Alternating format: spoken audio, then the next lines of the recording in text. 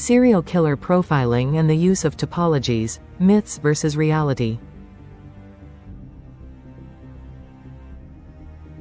When we think of serial killers, we often imagine meticulous masterminds, cold, calculating, and always one step ahead of the police.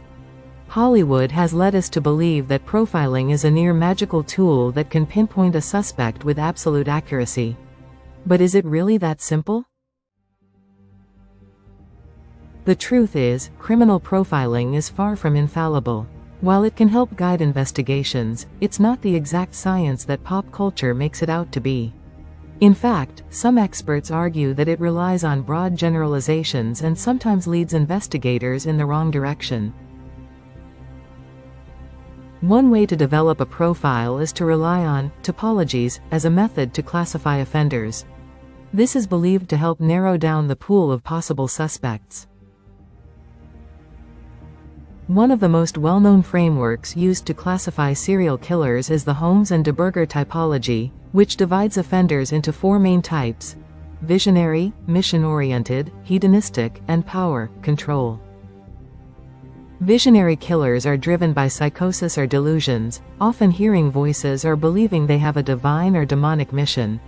Subtypes include psychotic visionary, killers who suffer from hallucinations or paranoia, such as Herbert Mullin, who believed he had to kill to prevent earthquakes, and religious visionary, those who believe they are acting under divine orders, like David Berkowitz, son of Sam, who claimed a demon-possessed dog commanded him to kill.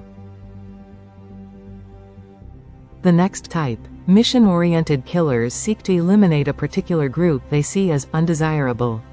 Subtypes include the moralistic mission killer who believes they are cleansing society of perceived sinners, such as Jack Unterweger, who murdered prostitutes under the guise of moral retribution.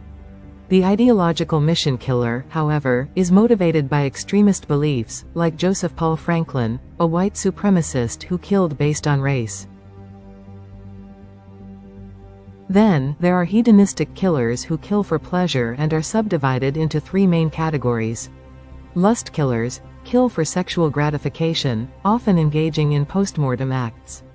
A well-known example is Jeffrey Dahmer, who sought sexual gratification and dominance over his victims.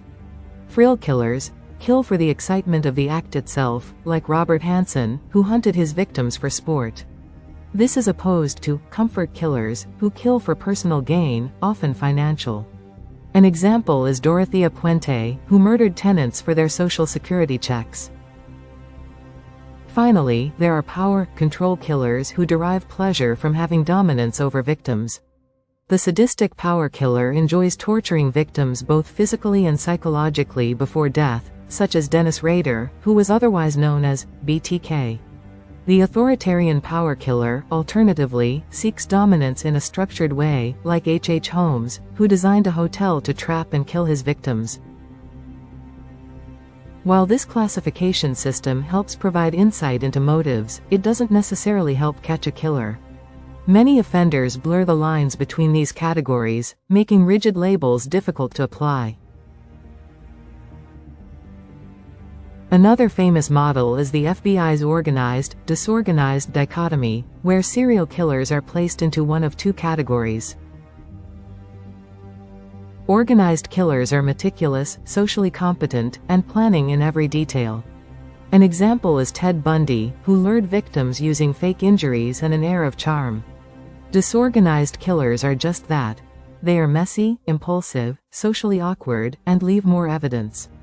An example is Richard Chase, the vampire of Sacramento, who killed at random and left blood at the scenes.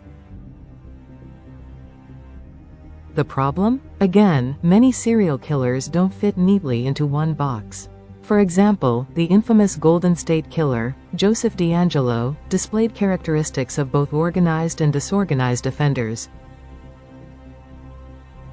It's important to remember that with investigations, the use of typologies and profiles generally is a tool, not a crystal ball.